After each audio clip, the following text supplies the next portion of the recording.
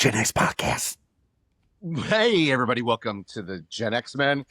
My name is Dipshit. This is Matty G, Dylan Bolin, and Eric Price, and we are the Gen X Men. We are four men of a certain age that have known each other for 30 plus years. We talk about things from our perspective of that lived experience. And plus, we're all very highly educated. I believe three of us went to Stanford, right? We all went to Stanford? Or no, where did you go, Matt?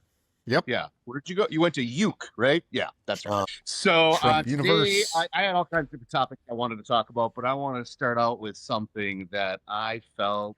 I listened to something last night. Oh, let me step back a second. I went to Nine Inch Nails the other day for the band. I've never seen them in 34 years, and I finally got to see Nine Inch Nails, and it was great. It was great. I mean, he was excellent. I didn't realize that Trent Reznor really can actually, like, he sounds just like he sounds on the albums. So, I mean, it was an exceptional show. I really had a good time. So that got me thinking about things like that. And I want to start off with a lighter topic. What do you feel was the greatest or most influential Gen X band? Where do you feel that, like, one of the, like, just most influential? I personally believe there's a close tie between Prince. There you go. Yeah, we'll start with Eric. Prince. Tell me why. I'm sorry. I didn't mean to take it. But no. Man. Prince or Michael Jackson. I mean, I know they're not. Well, Prince is a band. He's, but he's like a one-man band. He plays all of the instruments. The fucking guy was a master. I'm going Prince. I'm going Prince all day. All right. Because in the 80s, he crushed it. The 90s, he had some real sexy stuff. But he was always... he always delivered. He was, we had an opportunity to see him in Vegas one time, and it was like going to be a small venue, like 200 people special kind of show. I was so excited about it. And the night of, he canceled. It was rough. It would have been my only time seeing Prince, but that was like, it was like a dream, but yeah, it did not come to fruition, unfortunately.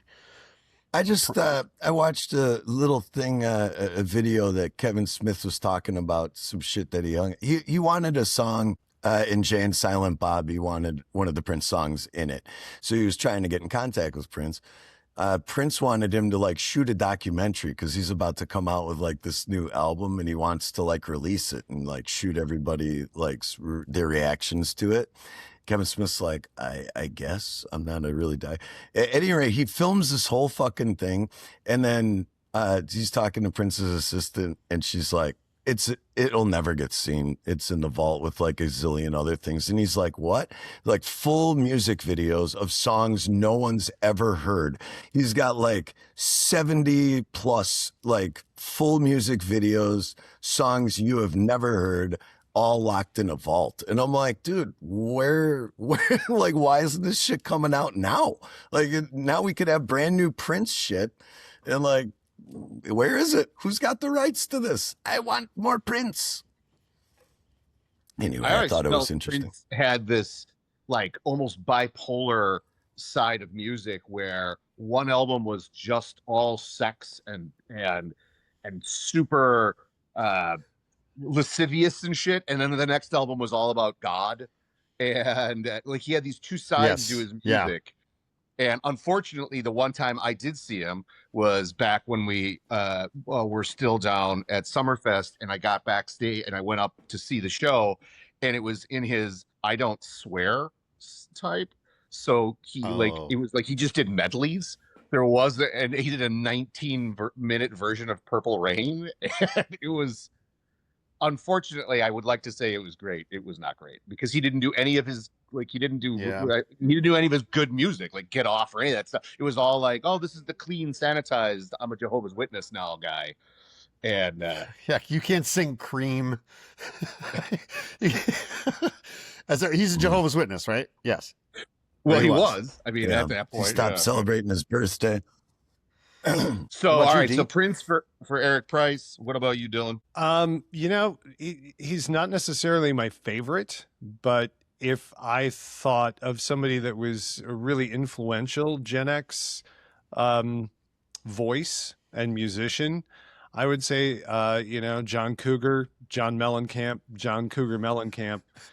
He's a hit machine. He's a hit machine. He's sang about, middle America. So he had some hits. He had some deeper stuff. He's again, not necessarily the person that I would listen to all the time, but representative of a generation and a time and a place and a zeitgeist. I would say John Cougar Mellencamp. Wow, John Cougs. That's not one I thought. Yeah, I mean, because wouldn't he? Yeah, no, I guess most of his music came out in the 80s and 90s, right? Yeah. What about you, Matthew? Hello, Hands down, Peter Gabriel. I'm just kidding. I'm joking. You really? I don't know. You believe me? I believe you. I would have taken that answer. Yeah. No. Yeah. Yeah. Peter Gabriel's pretty incredible. It's tough.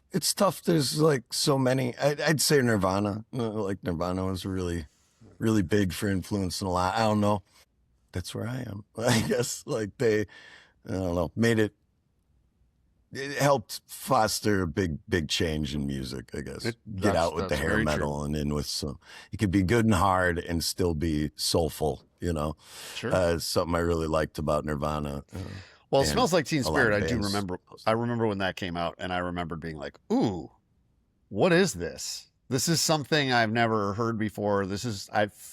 And I remembered I was with a girl at the time, and I remembered being so pissed because she was so right.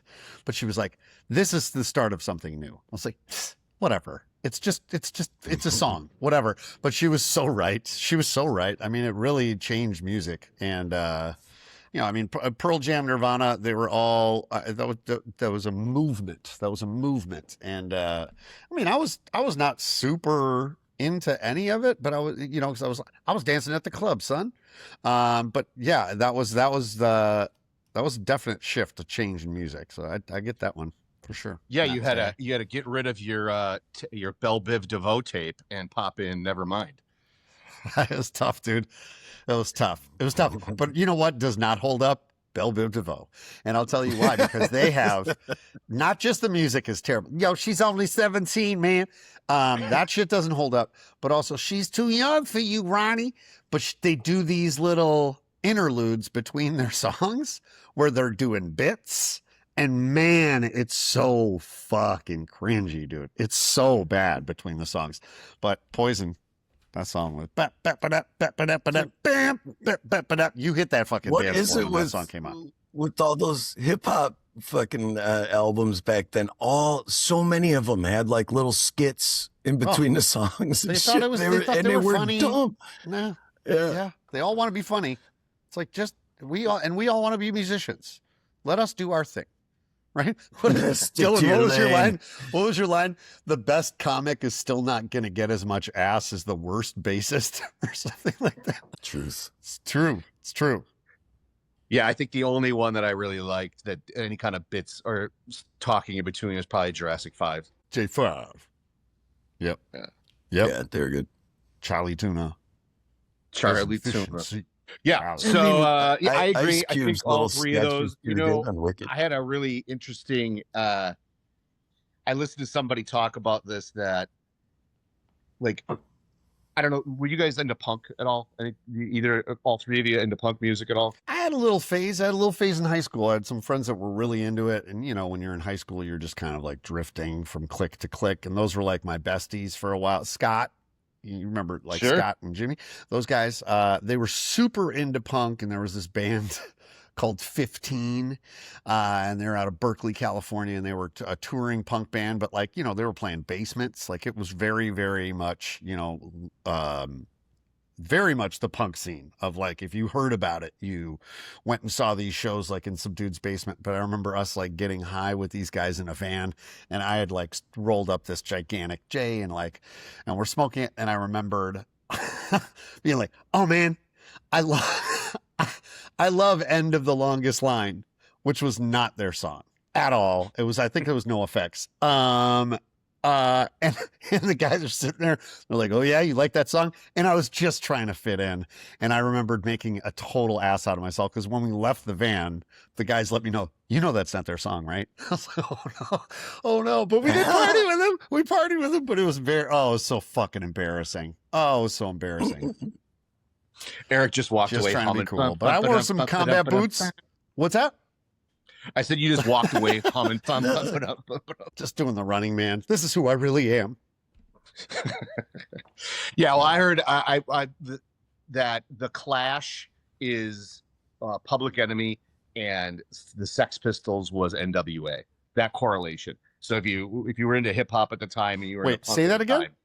So NWA Yeah. would be considered Sex Pistols, and the Clash would be considered Public Enemy. Like they had a political message, and they were trying to get statements out, whereas NWA was a lot more nihilistic, and that was a lot more like the Sex Pistols. Yeah. And I thought that was a really interesting take on that. It just got me thinking about music in general and how when we were growing up, we all listened to the same stuff because we had America's Top 40. And from 40 to 30, for sure, you know, and radio. 30 to 20, those were different songs you didn't really know about. Now, everybody agreed on the top 20. Those were like usually pop and rock.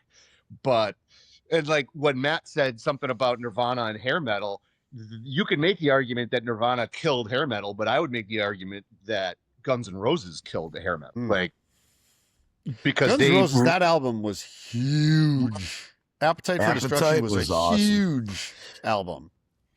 I like the double one too. I forget the name of it, but the one that like You Could Be Mine and November Rain and all them were on. Yeah, I saw them in concert 2 years ago. Oof. Oh, really? Oof. Axel, buddy. You know where you are? You're in the jungle, baby. You're gonna die. That's not an exaggeration. It was fucking awful. And then I saw Duran Duran like 2 weeks later at the Bowl, and they were completely the opposite. They crushed it, dude. Like they looked so good for being 70 in leather pants. They crushed it. A big difference for they're not running around the stage and screaming their lyrics like like Guns N' N' Roses can just be like the whole time I was like, right, you guys are lucky to have Slash. Because like that guy can just solo. And you're like, okay, all right, that was worth the price of admission. He's such a beast on guitar, but Axl Rose looking like the mom from the Goonies. What's her name? She loves the penis part on the statue. That's Mama. My mom's favorite part. Mama. Glued it on upside down. If God made us like this, we'd all be pissing in our faces. Sorry, I love the Goonies. I'm not. I think I've said this before, but I've never seen the Goonies all the way through. Man, wait, what? Bill's Hills to Die On. You never saw Goonies all the way through? I've never seen. You feel like it's a completely overrated '80s movie? I do.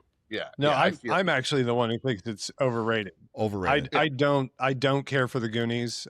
I've never liked it. I tried watching it, and it just was a bunch of kids screaming for 98 minutes, and it drove me crazy. So I've never seen it all the way through either.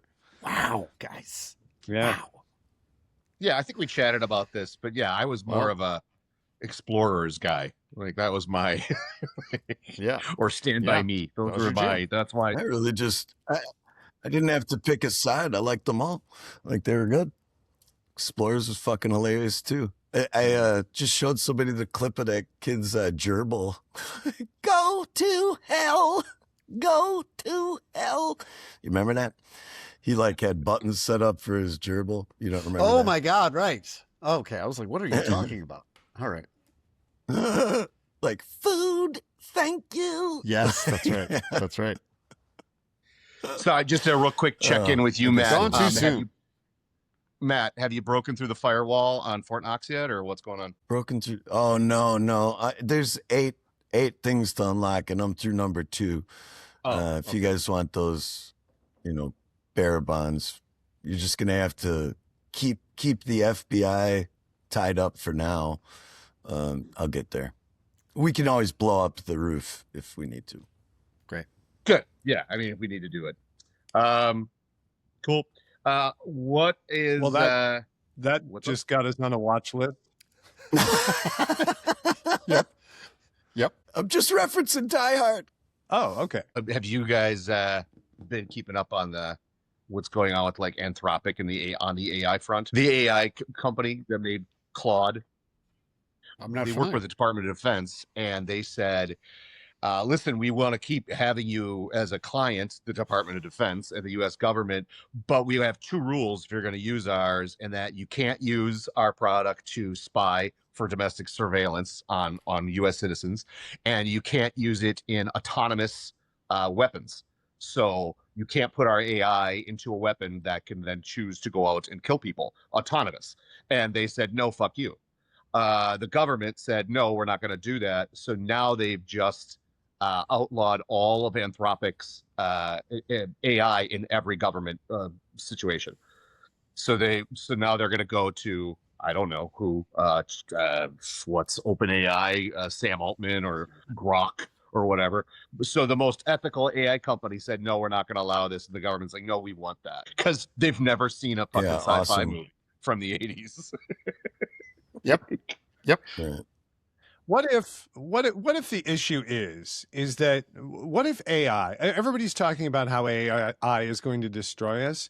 What if in fact AI is like, after it self-actualizes, it's like, empathy is really the way to go, human race. Let's all get together and love each other. But everybody assumes it's going to blow us up.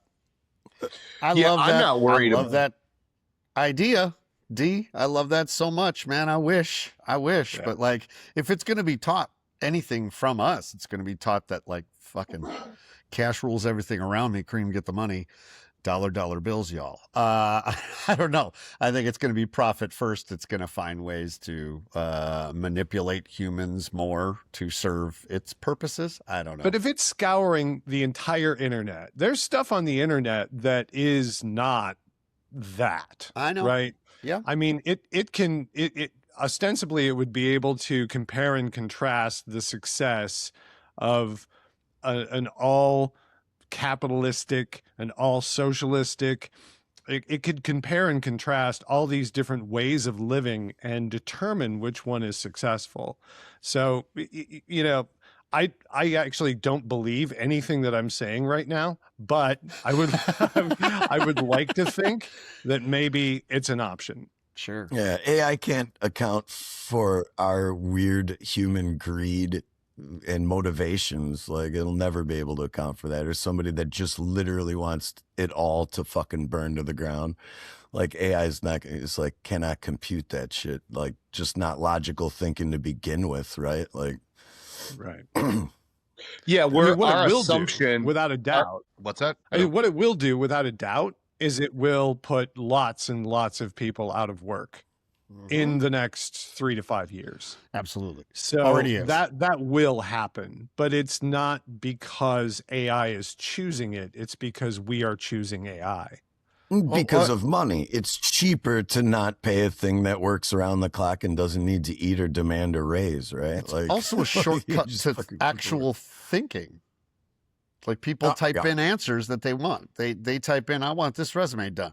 I'm gonna have this response to my professor. I'm going to, like, people aren't putting the work in anymore. They're just relying on these. And I've spoken very passionately about my lack of using AI for anything. It's probably a detriment now. I probably should have got on board, but I just refuse. You use to it, be you like, don't even know I it, want a dude. picture of a dog on a rainbow, and then a local pond is drained. I just feel like it's an unnecessary. Like, where's our own human creativity? It's a gift given to us by whoever you believe in or whatever you believe in. I feel like we're just taking a shortcut, and AI is. It's growing exponentially. It is crazy how fast, how capable it is right now, and it's only going to get more and more capable. And what is it going to do with that capacity? What is it going to do with that capability, with the capabilities that it has now? It's terrifying. Yeah, we have a different perspective on it though, because we automatically have fostered our creative minds like throughout our whole life, and a lot of people just really haven't. Like a lot of people just they get, oh, I got a kid now, I got to bust my ass at a job I hate, and I'm just gonna do this to de-stress. Like they don't work that creative muscle as much. I see it when they come in to like do a game show, and I'm like, come up with team names. And they're like, fucking Grok, ChatGPT. ChatGPT. Like as soon as you tell me Control Alt Defeat, I know you went to Grok. Like I know that's where you went. Yep. And the people I work with too are like, these fucking idiots. And I'm just like, man, like they don't have the same creative mind that we have. We're continually working that muscle. A lot of people aren't. And being creative doesn't help them at all like, in their life. So, I mean, we're also tough. exhausted too. Like Yeah. we're exhausted. Living today is exhausting. Like how we're inundated with all these fucking terrible news stories, going to war. And people are just maybe like, you know what? I need to check out. Do the work for me. I need help. I don't have the computing power to come up with this pitch, or I don't have the computing power to respond to my mom's long email. ChatGPT, take it away. I'm going to take a nap, you know? Exhausted. Wait, Yeah. Is that a real story? Did you respond to your email from your mom with ChatGPT? Dude, you have no idea how long these things are. I don't have. Yeah, that might be my breaking point. That might be the thing that breaks me. It's like, Jesus, respond to this fucking scrolling text that I just received. Yeah. Don't you just read the AI summary?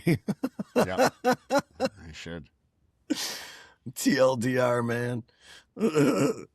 Yeah, I don't feel that AI is good or bad.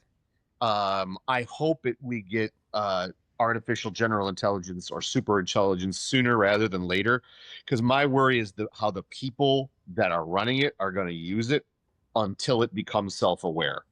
Because I agree with, Dylan's idea, maybe not what he believes, that we're not going to be in competition for anything with it.